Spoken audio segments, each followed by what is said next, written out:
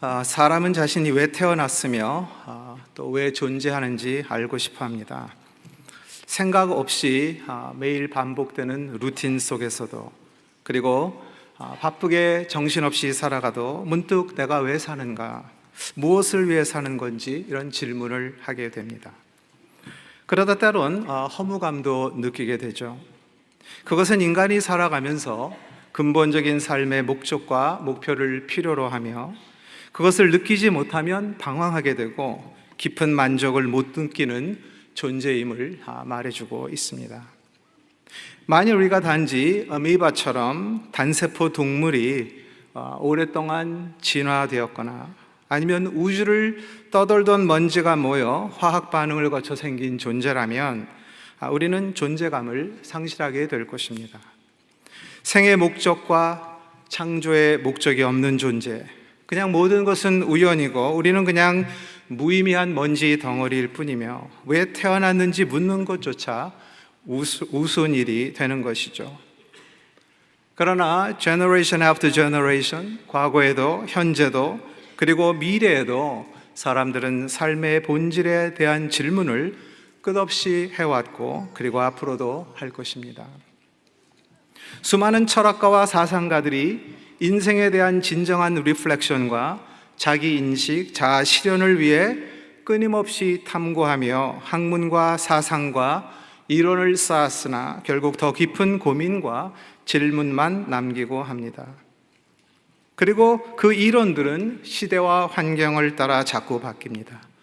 소크라테스나 이마누엘 칸트, 또 레네 데카르트, 이러한 분들의 인생의 그 오리진과 끝을 논의하였지만은 인간 삶에 대한 본질적인 질문의 답을 주지 못했고, 전 세계 많은 젊은이들의 롤 모델인 애플의 창시자인 스티브 잡스도 마지막까지 삶에 대한 본질을 고민하였지만 결국 해답을 발견할 수 없었습니다. 부자든 가난하든, 유명하든 무명하든, 건강하든 아프든 상관없습니다. 모든 것을 다 가졌던 솔로몬 왕도 헛되고 모든 것이 헛되다라고 상실감과 무력감과 좌절감으로 인해 힘들어 했습니다. 그가 세상에서 힘들고 애쓰게 노력하고 성취하며 찾았던 모든 일들의 허무함을 알고 탄식했던 것입니다. 장례식을 가면 삶의 덧없음, 그리고 죽으면 그만인 허무감, 이 세상 사람들이 공통적으로 느끼며 생각하는 것입니다. 그런데 성경은 전도서 7장 2절에 초상집에 가는 것이 잔치집에 가는 것보다 나으니 모든 사람의 끝이 이와 같이 됨이라, 산자는 이것을 그의 마음에 둘지어다 기록하고 있습니다.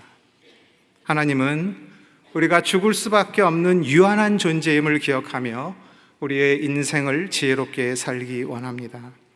그래서 전도서 7장 4절에 지혜자의 마음은 초상집에 있으되 우매자의 마음은 혼인집에 있느니라 기록합니다. 지혜롭게 산다는 것은 우리를 지으신 하나님의 창조 목적대로 살아가는 것입니다. 많은 사람들은 자신이 존재하는 목적과 살아야 하는 답을 찾다가 지쳐 찾기를 포기하고 더 이상 질문하지 않습니다. 혹 그 중에는 절망하거나 미치거나 자살하는 사람도 있습니다. 이들의 공통점은 이 세상에 신은 없다, 아니면 신은 죽었다, 또는 신은 우리를 버렸다라는 결론을 가진 엑시스텐셜리스트 같은 그러한 사람들입니다. 이러한 방황은 불완전하고 안개처럼 잠깐 템포러리한 세상에 살면서 언젠가 죽어야 되는 운명을 가진 인간의 현실에 대한 두려움과 허무감 때문입니다. 인간의 깊은 곳에는 온전하고 영원한 것에 대한 염원이 있습니다. 그리고 그것에 대한 답은 결국 하나님을 만나는 것입니다. 인간의 내면 깊숙한 질문들은 절대적인 창조자 하나님만이 해결할 수 있는 그러한 문제죠. 우리는 우리 안에서 스스로 그 답을 찾을 수 없는 존재입니다. 내가 원해서 이 세상에 태어난 것도 아니고, 내가 죽기 싫다고 해서 계속 살 수 있는 것도 아닙니다. 너무나 미약하고 때로는 아무것도 할 수 없는 존재이므로 불멸의 그리고 의지할 수 있는 온전한 사랑과 능력의 창조자를 찾게 되는 것입니다. 그리고 그 안에서 안식과 평안을 얻기를 원하는 것이죠.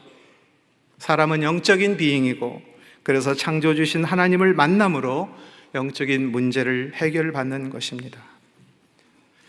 앞으로는 사회의 노동력이 사람이 아닌 기계, 머신이 대처한다고 하죠. 인공지능을 가진 Artificial Intelligence, AI가 약사, 의사, 요리사, 항공조종사 등을 대신하는 것입니다. 이미 벌써 우리 사회에는 기계가 많은 일과 업무를 사람 대신하고 있습니다. 미래학자인 구글 엔지니어링 디렉터인 레이 커즈웰이 앞으로 35년 후면 인간의 두뇌를 뛰어넘는 초인공지능 ASI, Artificial Super Intelligence가 개발될 것이라고 말합니다. 그러나 그때는 오히려 ASI가 사회 위기와 멸망을 초래할 것이라고 예측하기도 합니다. 왜 그러냐 하면 상상을 초월하는 능력과 정보를 가진 초인공지능은 일만 수행하기 때문입니다. 인간은 도덕적, 비도덕적으로 구분되어질 수 있지만 AI는 amoral, 도덕과 무관한 존재이기 때문인 것입니다. 미래에는 이런 슈퍼지능을 가진 컴퓨터와 로봇으로 인해 사회적, 윤리적 문제가 커질 것입니다. 2016년에 한국의 프로기사 이세돌 구단이 인공지능 바둑 프로그램 알파고와 대결하여 패한 일이 있었습니다. 사실 세계 챔피언을 이길 수 있는 체스 기계는 만들어진 지 이미 오래됩니다.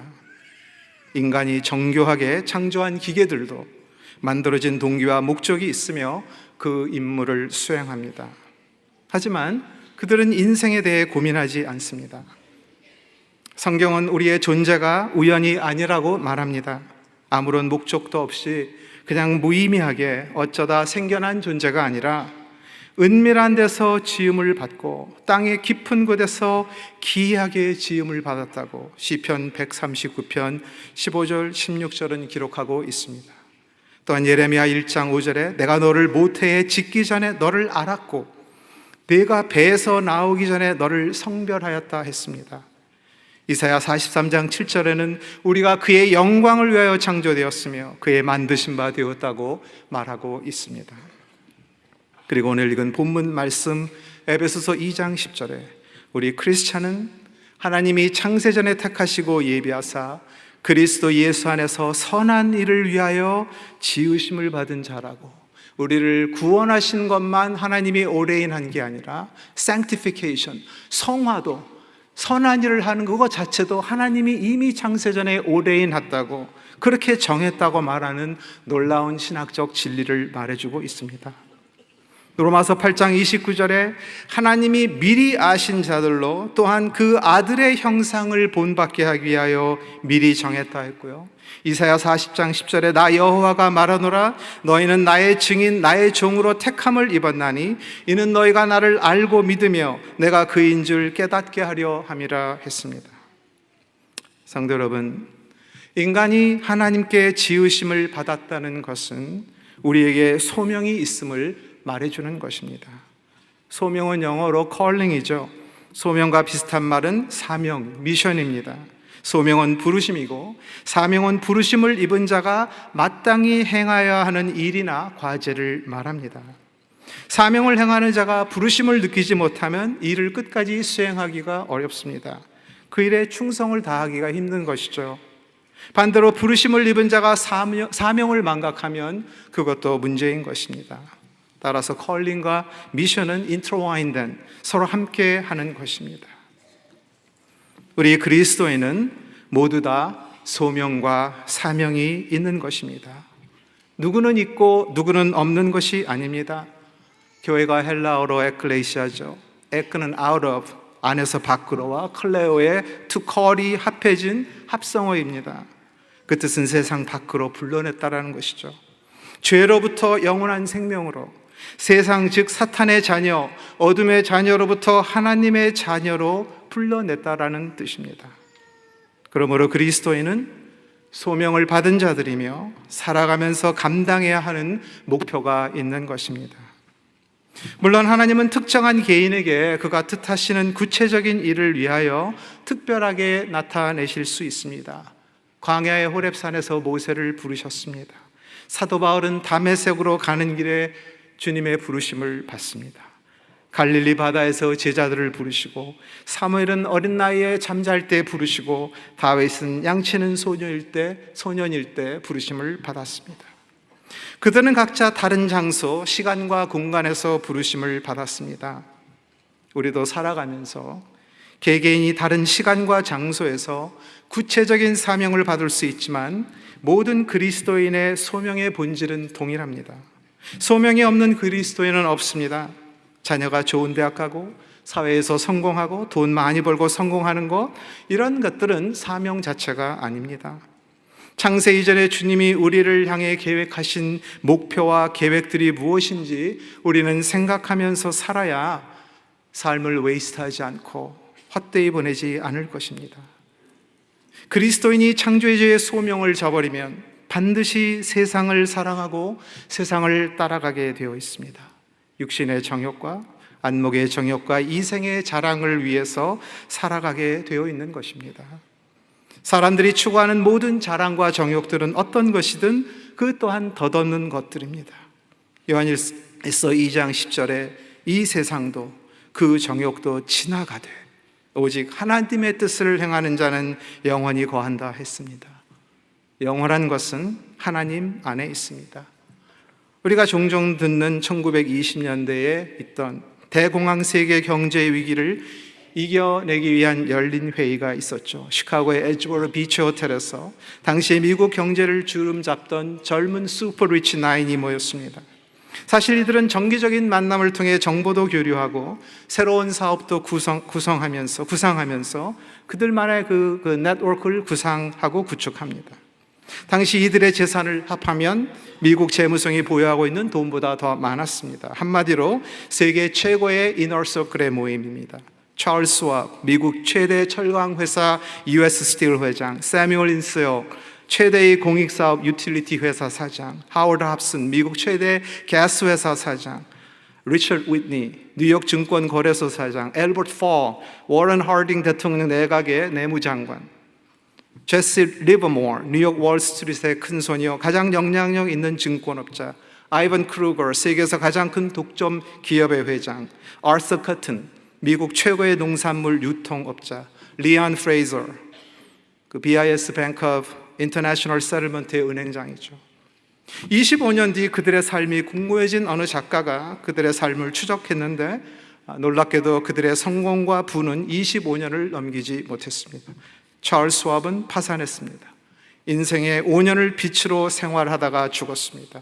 세뮤얼 인스는 외국으로 도피하여 무일푼의 범죄인으로 살았습니다. 하워드 합스는 정신병자가 되었고요. 리처드 윈드는 교도소 수감 후 사망했고요. 엘버트 폴은 파산 후 감옥에 있다 집으로 와서 생을 마감했고요. 제시 리버모어, 아이번 크루거, 리안 프레이저는 자살했습니다.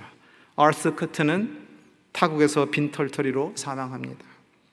이건 많은 소유가 행복과 만족을 주는 것이 아님을 말해주는 이야기입니다. 미국의 빌리어네어요, 최근에 대통령이 된 도널드 트럼프도 얼마 전 돈이 편리함을 주긴 하지만 행복을 주는 것은 아니다라고 말했습니다. 우리가 사는 목표가 단지 이 세상 것에 집착되어 있다면 우리는 소명을 이룰 수 없고 결코 하나님이 준비하신 영원한 축복과 기쁨과 영광에 참여할 수 없습니다. 그러나 소명을 이루는 데는 고통과 장애가 따릅니다. 하나님이 주신 소명을 이루는 삶이 현실의 삶과 부딪힐 때 너무 힘들고 어렵게 느껴질 때도 있습니다. 작년에 The Passion of the Christ의 제작자인 멜 깁슨이 Hacksaw Ridge라는 2차 세계대전 당시 전쟁 영화를 제작하였습니다. 한국말로 핵소 고지로 나왔습니다. 이 영화는 데스먼드 T. 다스라는 실존 인물의 이야기로 참 많은 감동을 줍니다. 이 다스라는 사람은 전쟁의 상처로 알코올 중독자가 된 아버지의 밑에서 분노심을 갖고 자랍니다. 어릴 적엔 자기의 동생을 벽돌로 쳐 죽일 뻔하기도 하고요. 술 취한 아버지가 엄마를 폭행하는 것을 총으로 죽일 뻔한 그러한 사건도 경험을 합니다. 그래서 그는 자신이 사람을 죽일 수 있는 분노와 죄성을 가지고 있음을 알고 하나님과 서약을 합니다. 내가 다시는 총에 손을 대지 않겠다고요. 그는 그럼에도 하나님을 사랑하고 나라를 사랑하고 사람을 살리기 위해 미 육군 의무병이 되어 전쟁에 자원합니다. 그러나 군대에 가면 어떻게 됩니까? 당연히 총을 잡고 연습하고 써야 되는데 거부하게 됩니다. 그러니까 상관과 친구에게 핍박을 받고 매를 받고 제발 관두라고 해도 나는 부르심을 받았다고 남으면서 결국엔 나중에 군사재판까지 가게 됩니다. 다행히 극적으로 아버지의 도움, 그 사령관을 통한 레터가 도착함으로 총을 들지 않고 전쟁에 참여할 수 있게 됩니다. 그래서 미국에서 최초로 양심적 자유를 인정받아 총기를 들지 않고 군인이 된 사람이 되죠. 그리고 악명 높은 죽음의 전진, The Battle of Okinawa에 가장 치열했던 곳에 파견되어 의무병으로 치열한 전투를 경험합니다. 사상자가 일어나고 부대가 올라가면 다 죽어서 돌아오고 또 올라가고 하는 그러한 어려운 환경 가운데 What do you want me to do? 내가 뭘 하기를 원합니까? 주님께 기도합니다.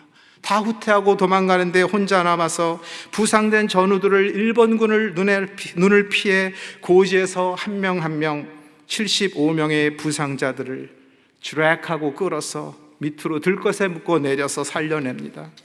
두려움, 생명의 위기를 느끼면서도 그의 부르심을 감당하는 것이죠. 계속해서 한 명 한 명 돕습니다. Lord, help me to save one more. 한 명 더 살릴 수 있게. Please one more 하면서 밤새도록 심지어 적군 진영 7m 앞까지 달려가서 치료하고 90m를 끌고 와서 다시 밑으로 묶어서 내리는 아래에 있는 병사들이 이거는 무언가 다 죽어서 없는 줄 아는데 부산당한 사람들이 계속 내려오는 것이죠. 그리고 그들을 병원으로 데려갑니다. 그는 총을 사용하지 않고 많은 전우를 살리고 자기를 미워하고 핍박했던 상사와 전우들에게 깊은 감동을 줍니다. 그리고 미국 최고의 영예 Medal of Honor 명예의 훈장을 받은 실화입니다. 할리우드에서 오래전부터 다스의 스토리를 영화로 만들려 했으나 그가 유명해지는 것을 거절하여 못 만들다가 2006년 87세로 죽기 전에 자신의 이야기를 나누는 것을 허락하여 영화가 만들어진 것입니다. 그는 그냥 의무병으로서 사람을 살리고자 하는 소명에 충실했고 자신의 약속대로 총을 들지 않았습니다. 그리고 시간만 나면 혼자 성경을 읽었습니다. 그리스도인으로 살아갈 때에 우리는 장애와 핍박과 어려움을 겪을 때가 있을 것입니다. 그리고 현실은 우리의 사명과 너무나 동떨어진 도전으로 느껴져서 감당하는 것이 불가능한 것처럼 느껴질 수도 있습니다. 그러나 우리가 진정 하나님이 주신 사명을 이루고자 한다면 감당할 능력과 길을 반드시 열어주실 것입니다. 그것을 믿고 나아가는 자가 소명을 가진 자입니다. 우리 사회는 어둡고 늘 불안합니다. 긴장과 위기가 늘 함께합니다. 삶은 힘들고 살아가는 것이 고단합니다. 그러나 우리의 가는 길 주님이 붙잡으시고 함께 하시며 도와주십니다. 소명이 있는 사람은 두려움을 극복합니다. 소명이 있는 사람은 쉽게 주저하지 않습니다. 소명은 우리로 하여금 우리의 삶을 열정적이고 고귀하게 만듭니다. 소명은 우리에게 영원한 하늘의 상급을 바라보게 합니다. 소명을 이루는 마음은 은혜를 기억하는 마음입니다. 오늘 본문에 우리는 그가 만드신 바라 For we are God's workmanship.